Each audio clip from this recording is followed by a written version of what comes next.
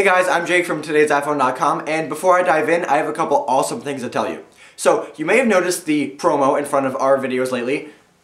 That one.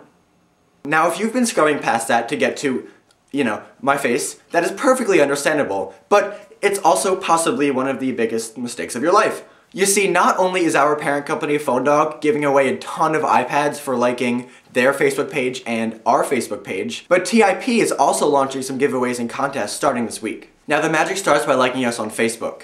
We've got cases, skins, Bluetooth accessories, and more, and it's not only for the iPhone 4. We have them for the iPad and the iPod Touch too, as well as some old school giveaways for older generation devices. Now, details about all this stuff will be revealed shortly on Today's iPhone's Facebook page, so all you have to do is go to facebook.com/todaysiphone and press the like button.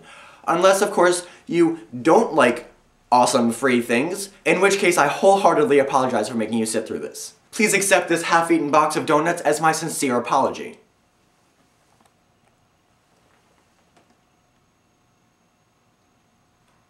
Okay, now there have been rumors of iOS 4.3 floating around for a while now, and this week UK's Guardian may have just confirmed it. Now, this is the company behind the Guardian V1 digital newspaper for the iPhone. Now, right now, the only way to get the newspaper on your device is to purchase each issue individually for $3.99. But what Guardian is saying now is that in the next iteration of the iOS software, you're going to be able to take out a subscription to the app and pay one time and get 6 or 12 months worth of issues. They go on to say that iOS 4.3 with this new subscription feature is going to be out pre-Christmas. Now that seems pretty fast, especially since Apple just released iOS 4.2.1, but with all the new iPad newspapers and magazines coming out, a subscription model is definitely necessary, especially if Apple wants to compete with the newspapers. Okay, moving on, I have a couple cool things for you in the accessory department.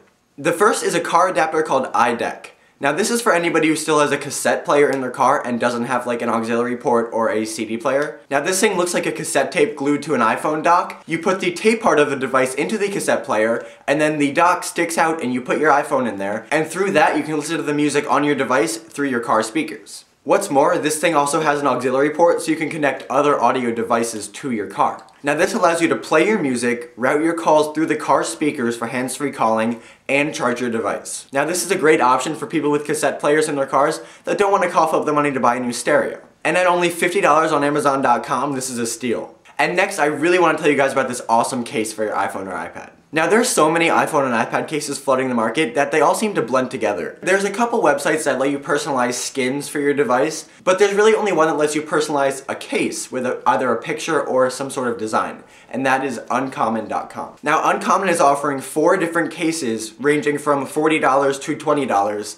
and allowing you to upload your own picture or choose from one of their designs and customize your case completely. Now this is really cool because they use a technology called 3D Tat, and they basically tattoo the image onto the case, which means there's no fading or chipping. Some of these cases are definitely on the higher end of the price spectrum, but they all look awesome, and having a case that is completely your own is definitely worth it. Okay, moving on. Apple's app approval process has always been somewhat controversial, but this week it may have reached new levels when Apple was pressured to remove an anti-abortion and anti-homosexuality application from the App Store. Now the application was based on the Manhattan Declaration, which is a 2009 document condemning abortion and referring to homosexuality as sexual immorality. Now the application had users take a quiz, and anybody who answered questions in support of pro-choice or homosexuality was scored to fail. Now Change.org learned of the application and started a petition to get it removed from the App Store, and they got almost 8,000 signatures. After Apple got wind of the controversy surrounding the application, they did end up pulling it from the App Store